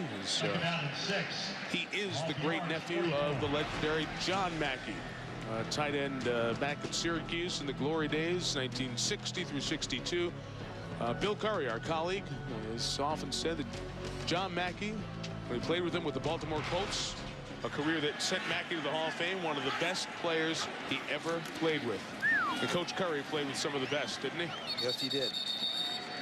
Run by Jason Colson, just a couple of yards shy of the first down. It was a story that ESPN did. It aired in SportsCenter. Must have been back a year ago, right around Hall of Fame induction time. Sad at John Mackey, Jerry's the great nephew of, suffering from dementia. Doesn't understand much, doesn't remember much right now. Jerry told me this week that John Mackey helped him in the recruiting process a little bit. Never really guided him to Syracuse, but the worst onset of the effects of dementia started to set in right about when he became a senior in high school. 3rd and 2. Marshall will run it and pick up the first down. Good. He is such a weapon in that backfield. Anthony Smith pulls him down, but Marshall keeps the chains moving. Well, Marshall's done this his whole career, and I think he's gotten not only faster but stronger. He's a tailback lined up underneath the center, and look at him breaking tackles and getting through there and fighting for extra yards. Touched on Mackey there, Mike. The thing that I love to hear about him is they say he's a coach's dream. Stays in and studies film late on his own. He's always over there at the facility trying to get better off the field and studying the game. From the 35, Marshall gives it to Colson. Nice cutback to get it out just shy of another first down at the 25-yard line. And right now it is West Virginia's offensive line getting the job done. West, the center, Tim Brown, made a really good block. Garland Justice, number 69, the right tackle, reached out there and allowed it. The offensive line is coming back now by putting their face on somebody. Watch them as they reach out, put the face on them. But keep your eye right there on the center, 60. The reason why that play worked is 60. Tim Brown got in the face of the Syracuse man, and then whoosh, Colson option run to daylight. Nice looking play. 22. Diamond Ferry, the Syracuse starting safety, was shaken up, so he has to come off. So now Syracuse is without 2 of its defensive back starters as the Mountaineers are getting into Chris Henry range. Big number 5 for West Virginia, has caught 4 touchdowns against Paul Pasqualoni's team in the last couple of games, and he's going to come in here for this 2nd and a yard.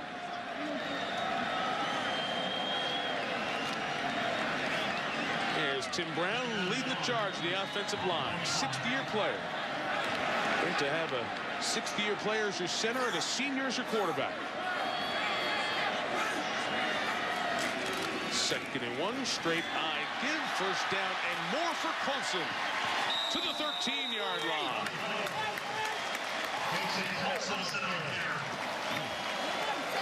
What was interesting there is Syracuse's defense did a good job of disguising their coverage and getting Marshall to check to the run, but still with 9 guys up there, Colson was able to go right around Anthony Smith, one of the better tacklers on the Syracuse defense, with a quick move to the outside. And I love the way the left tackle, Michael Watson, that time came out and disengaged, and boom, he popped that defensive end and gave him some running room. It is the 3rd 100-yard rushing performance of the season for Colson. And K.J. Harris in the red zone with his chance. Takes it down to the 10. Kellen Pruitt made the tackle. There's Weiss down there on the bottom. No combo for that one as we get down inside of 2.5 here in quarter number 3. What makes West Virginia so tough down here is they got those good running backs in there like Harris and Colson, and then all of a sudden they got that really great running back, number 2, Rasheed Marshall, to come out on the boot play. Yeah, the boot. That's what makes them so good, boy. Option of run and throw. Option, bootleg, something. 2nd and 8. There is Harris. Spun around but stays on his feet. Now he's going to pick up a block. Whitfield pushed him out of bounds, but may have had a hand up in his face mask. Either a hold or a face mask. We'll check the flag on the side as Harris kept that play alive.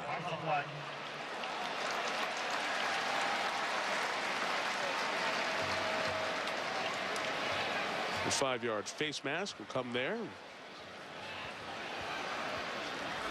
Get West Virginia a little bit closer. 5-yard face mask on the defense, number 29. Half the distance to the goal. Repeat, 2nd down. We've talked a lot about competition. K.J. Harris, when he gets his chance, he knows he better come in there and keep those feet moving and do everything he can to keep a play alive. Syracuse lucky that Whitfield came over there. I know he had the penalty there, but lucky he was there. That's a touchdown with great effort from K.J. Harris. something the coaches are asking for, and something that the 25-year-old Harris, because of his career in baseball, says that he has. So 2nd and 2 from the 4. And Colson is just kept shy of the first down. 24. See, a bootleg right here is almost unfair. It really is. And it's almost, with his speed and acceleration, and you slide a tight end from the backside, dragging, and maybe your fullback out into the flat, almost impossible to stop Rasheed Marshall when he gets his shoulders turned and he gets to the outside when he breaks contain.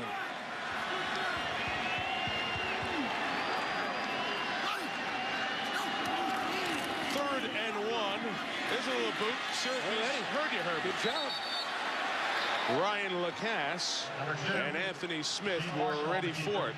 I think sometimes when you have like mindset, Syracuse would do that in the past. They're more ready for that play, that call down there. Field goal time, West Virginia. Well, Steve Dunlap, the defensive coordinator, that's a good job of scouting. Yes, because what they did is they probably have run that play 2 or 3 times in a year. Steve Dunlap, who spent 26 years at West Virginia as a player and a coach, is now the defensive coordinator of Syracuse, and did a nice call that time, Kirk. You're right. They definitely expected that like we did, but they're down there playing and making the plays. Yes. Kosh showed a lot of speed there for a defensive end to run down Marshall.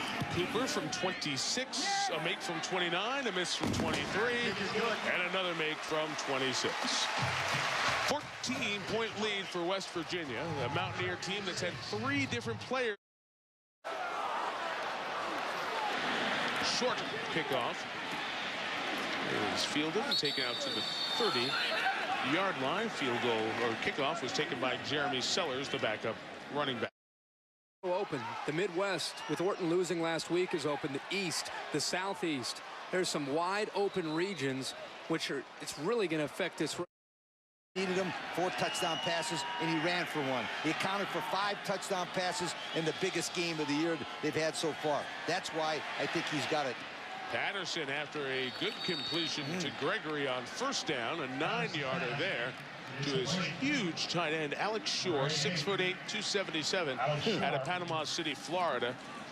Right near first down, and in fact they pick it up. And for all that Syracuse has done to get in its own way tonight, if they score on this drive, we'll have a 1-score game in the 4th quarter. Interesting. Remember, we talked about they need to throw play action on first down. 2 in a row, 2 first downs in a row. They had run every first down, 5 of them, in the beginning of the second half. That was good strategy that time. Rhodes, a first down run, sprinting toward the edge, gets out to the 47-yard line, just to pick up about a yard. Anthony Mims made the tackle. This has been a much better quarter for Perry Patterson. Perry Patterson looks like the guy that we expected to see tonight now in the second half, and a lot of it has to do with him getting into a comfort zone and also the play calling. He's been able to distribute the football, make some better throws, get involved in the option. Remember, he's recovering from an ACL from about a year and a half ago, and now all of a sudden this offense has opened up, and his accuracy has improved dramatically here in the second half. By ESPN HD. Don't want to forget Michael Irvin as well on the Hall of Fame nominee list. Off we go to the 4th quarter in Morgantown. Syracuse needs to score on this drive. Pass to the fullback, Breon Evans to the 30. Redshirt freshman at a Central High School in Bristol, Connecticut. 17 yards on the pickup. Sophomore to a freshman, and a nice catch there by Evans, showcasing his athletic ability. That's one thing you've always seen at Syracuse, is a fullback who's willing to be tough on those isolation blocks, but also the ability to slip into the flat and make a big catch there. It's the first time they've been able to showcase his talents tonight. That was a nice throw and catch. Another play action pass gives him better protection. Moderate antsiness from the defense. This is an option with the receiver, Gregory. That was covered well by West Virginia, and the play was made by Scott Jerko, who went to high school just about a 3-iron from here.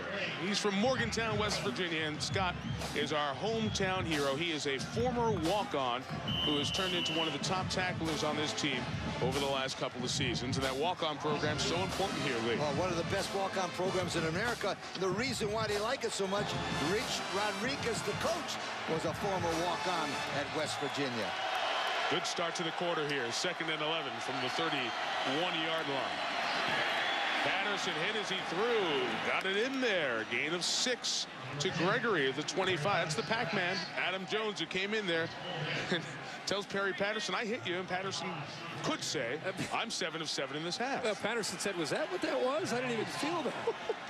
It's like Dante Culpepper back there with his size. Pac-Man came from the blind side coming up, but he's able to slide it in there and make another good throw to Gregory. Third down, they need to get to the 20 for a first down. Could be 4-down territory the way they kicked the ball tonight. Patterson blitz, screens beat blitzes sometimes. Rhodes got a great block and picked up the first down. That's Steve Gregory who threw that block? It sure was. Missed 4 games with a thigh injury. Was a cornerback last year. Moved over to offense. He laid out a DB, Mike Lorello, to keep a drive alive.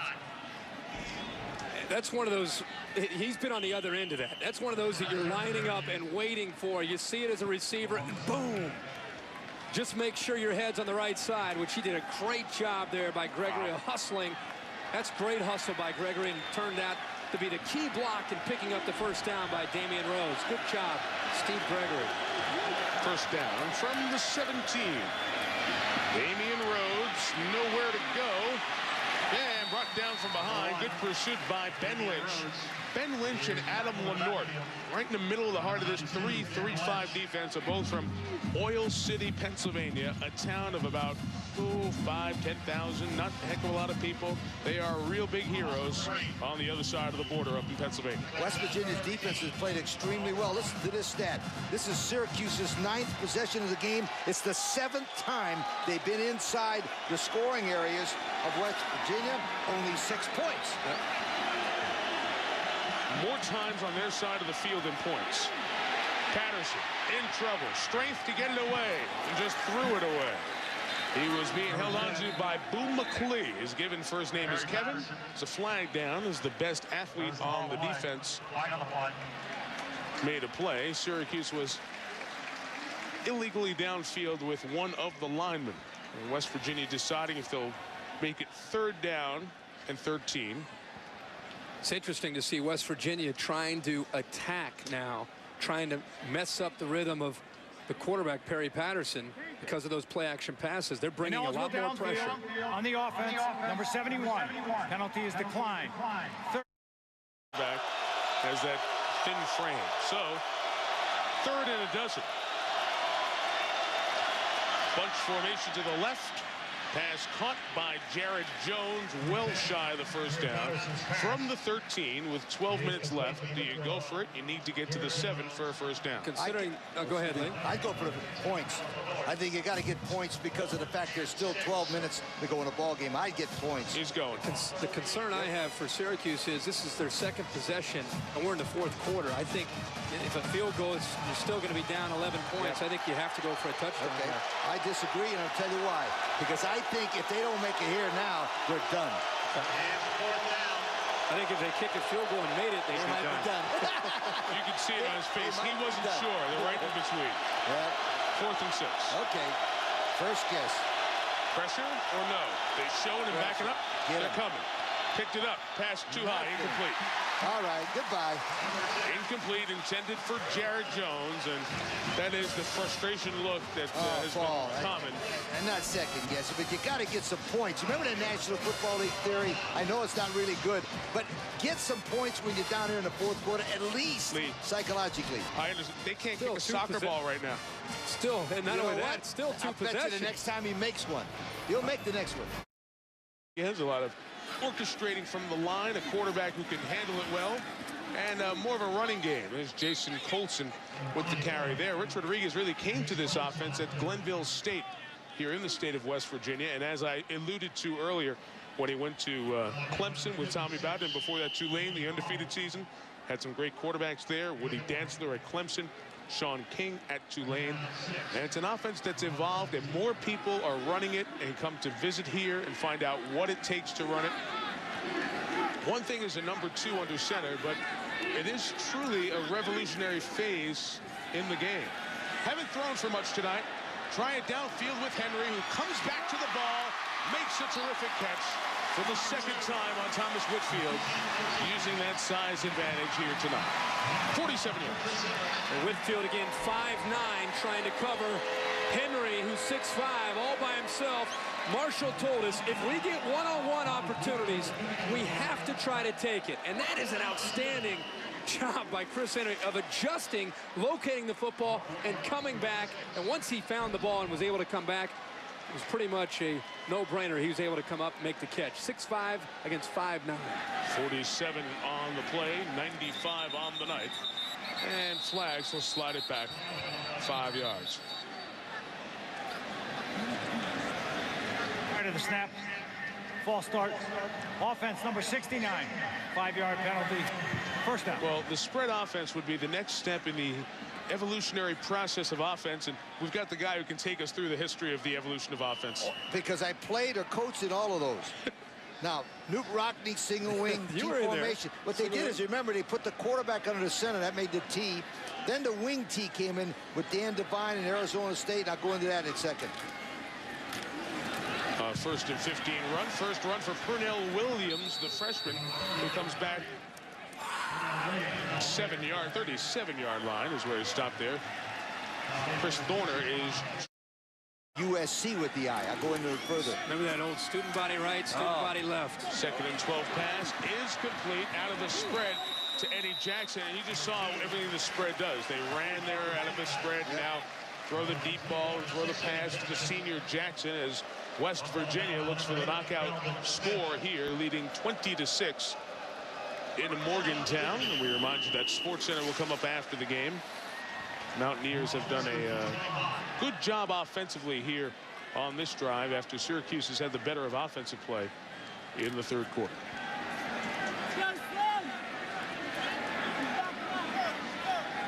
So Williams out of New Lebanon, Ohio, the back who had 89 yards against Connecticut 8 days ago. He's the carry man now against Walsh, everybody. I mean, it spread throughout the whole country. You saw the West Coast offense, and you saw variations, the run and shoot offense.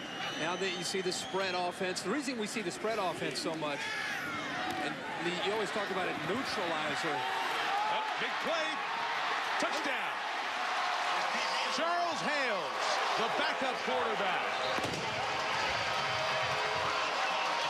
who has thrown a touchdown this year, now gets a touchdown reception. A 23-yarder that puts West Virginia on top by 20. And I just want to bring up one point. They went for the first down and not the points. And as soon as they didn't get them points, boop, you stick a pin in them. I'm telling you, I've seen it happen 100 times.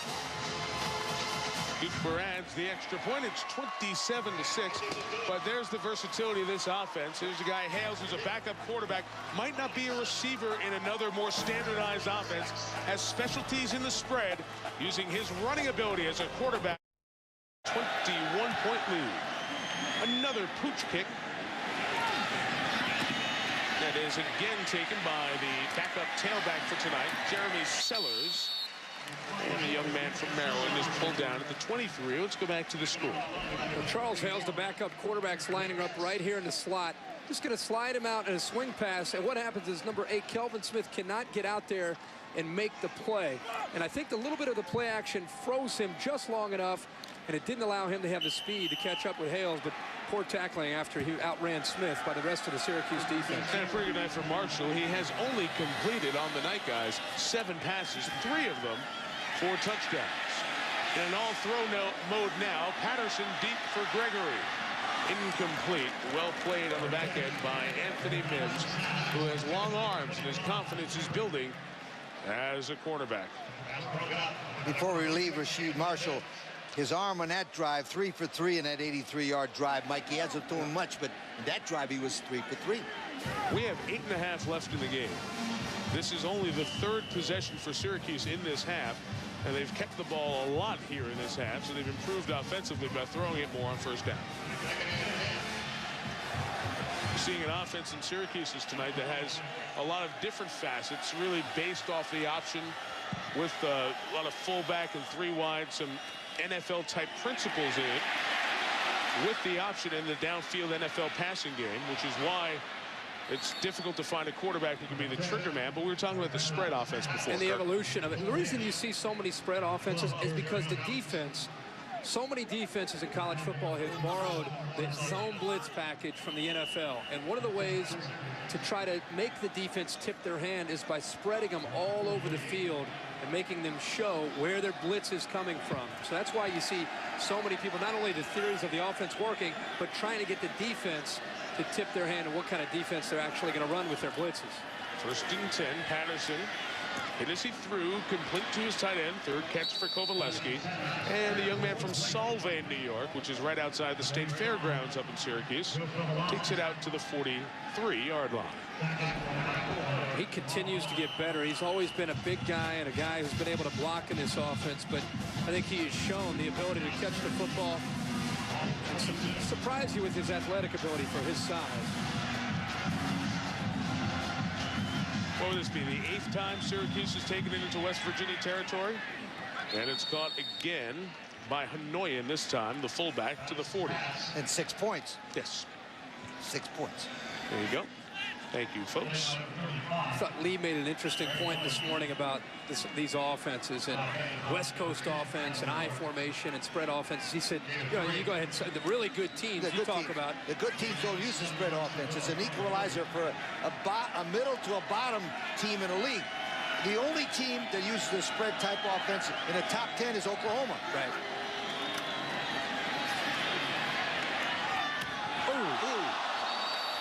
Of all the offenses, Adai almost had the interception. Which do you think? Which offense do you guys enjoy and think is the most dangerous against for a defense to defend?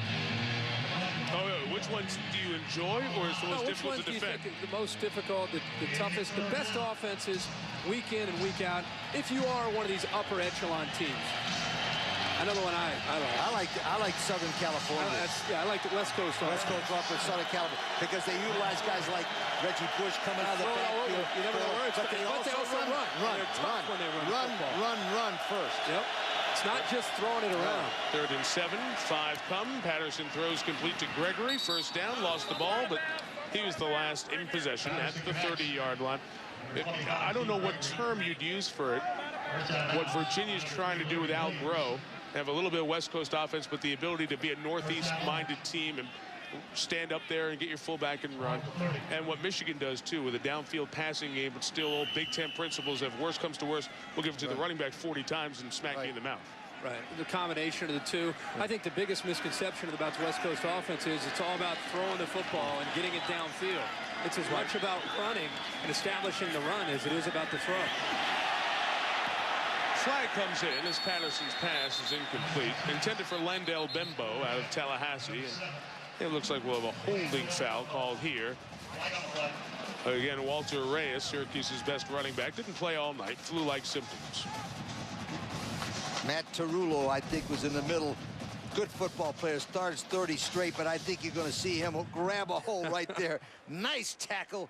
Now, you know what? I know this is crazy, but that's what they're taught to do. If a defensive lineman ever comes clean and you're an offensive lineman, grab him. Better than that than getting your quarterback. Yeah, that young man started 30 straight games, 24 at guard, and 6 this year at center. He's going to be a good football player in the pros. And Lee is one of 11 honorees of the American Football Coaches Association. You mentioned before their Good Works team for his volunteer work. Speaks to 3rd and 4th graders, volunteers, Boys and Girls Club. Involved in the executive leadership program. He's going to play on Sunday for sure, Mac. He's a very good football player. Big for a center at 6'6", 3¼ Screen set up for Rhodes. It's Pac-Man. Adam Jones comes over to get him over at the 30-yard line. Let me tell you about Pac-Man. Yeah, go ahead. We sat at lunch yesterday, as we've told you a few times here tonight. And Pac-Man, as you watch him break off the block here, come down. I'll use yours, Lee. Boom! Right there, knock him down. Listen, Pac-Man says, he sets me up, who do you think the 5 best quarterbacks are in the country? We're getting in this big national college football conversation. We trade some names. They said, what do you think the 5 best receivers are? And we start talking about big play guys. Good catch guys, young ones. I'll finish the story after this second down. Jared Jones will be right on the first down line at the 20 with 5.5 to go. So then Pac-Man asked me, he said, now, after me, who do you think are the 5 best corners? And it's the beauty of a cornerback. He was setting me up the whole time just to make sure that I got the sense that he is, in his mind, the best cornerback. Is there a guy in Miami anywhere in this guy's league? Yeah. What's his name? Antrell Roll. Well, I mentioned Antrell Roll there. Thank you. I did mention that right away. There are a few corners out there. And Pac-Man Jones is good because he has versatility, because he can come up and he can tackle and he can cover. But he's a junior. Hello. And he's under 6 feet. Yeah. 5'11". It's right at the line there. Patterson, 15 of 19 in this half. Now 15 of 20 as that hot shot was incomplete. Jones was hoping for the deflection interception. He has 3 picks already this year. Had a would-be touchdown called back against Connecticut on a reverse. Well, Syracuse could build a little bit on the second half because Perry Patterson has been much better with his feet and throwing the ball straight in the second half. So they can build on this. They're not going to play many teams as good as West Virginia, particularly in this environment. The big thing is, can they keep their confidence and can they keep fighting, realizing that they're 3 and 4 after this game. Pass is high and incomplete. Nobody's played a harder schedule. Right. Now, you can tell me, delete. Nobody's played 4 of the teams currently in the top 50. Don't tell me the teams that were ranked when you played them, because those preseason rankings, you know, they're as valuable as yesterday's newspaper that was used for fish wrap. But they played 4 teams that are currently in the top 15. The problem is their march of Ferrera will be gone. They'll have to beat Connecticut and Pittsburgh at home and win at Temple and at Boston College to be a 7-win team this year, to go 7 and 4. They could do that. But now there's no margin for error. And I think it may be the difference in what happens in the future. Blitz, sack. Pac-Man, no fumble. Adam Jones, the leading tackler, the leading interceptor, the leading playmaker on this West Virginia defense, gets another one. This time, Pac-Man Jones comes from the boundary on a blitz. They've been doing this a lot. There's the side adjust that Syracuse was expecting, but Patterson didn't see it. By the time he had a chance to react, number 9 was right, boom, right there to make the play. 7th tackle of the night for Jones. When he was a little kid, he'd go after that bottle to be fed. Kind of like Pac-Man used to eat up the little dots in the video game in the early innings. Did you ever play Pac-Man, Lee? Are you kidding me? We had Tinker Toys, right? You ever heard of Tinker Toys? I have. 4th and 20. Patterson will roll. He'll try to throw back to the receiver on the near side. Fontenette pulled it in, but never had the balance or was inbounds. It's incomplete. The Mountaineers will get it back. And their defense may come through the night, allowing just 1 touchdown. 4 touchdowns on the year if they're able to get through this. Remember, they've only allowed 3 offensive touchdowns in the last 4 games. That's now 4 in the last 5 games. That's pretty good defense. Mountaineer Maniacs, it's the student group that has the upper deck across midfield. They all wear T-shirts. A very good following for their team here in Morgantown. First down carry for Pernell Williams, the freshman out of Ohio. We're talking about the BCS, and West Virginia is at number 20. Not in the top 12. And just to refresh your memory with the BCS regulations, a team in the top 6 automatically gets in. And now for the Big East, they'll be watching over the next 4 years if the conference champion is in the top 12 or not. That could affect if the Big East would retain its automatic bid.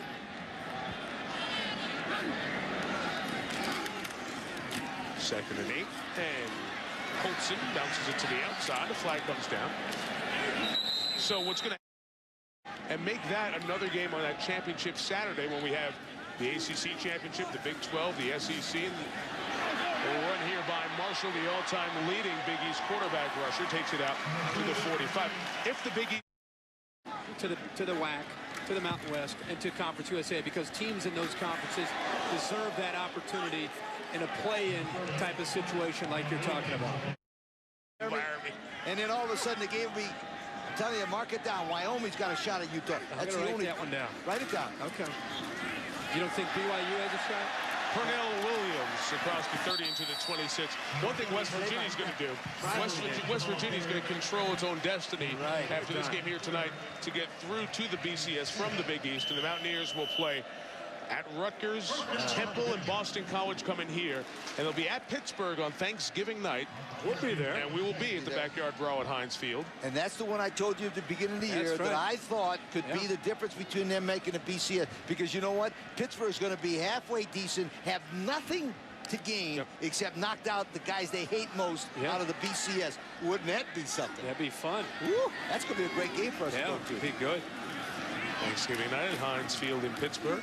And the Syracuse team will be 3-4 after tonight. The team that beat West Virginia, Virginia Tech, we're going to get a chance, of course, to see them next week. They've become a very interesting team. You look at their 2 losses against Southern USC, California, was a big one, and then losing to NC State.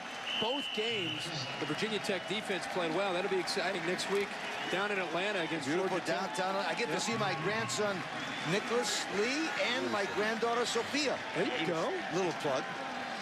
Shameless, but so what? How's Nicholas Lee doing? Good? Nicholas Lee's the only. I got 5 granddaughters and 1 grandson. He's holding the torch. He's holding Maybe the torch. someday he'll win the Wrangler Player of the Game. And tonight goes to Rasheed Marshall. Penalty markers down here, so hold the celebration. Marshall, 231 total yards, only 7 completions, but 3 of them for touchdowns. He is our Wrangler Player of the Game. Illegal substitution.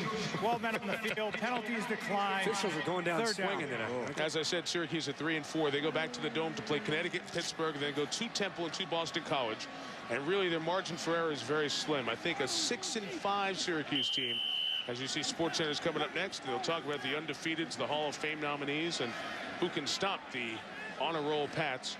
I think 6-5 is going to really bring into question what they do in the future with this program. So they're going to have to win them all 7-4 and go to a bowl game.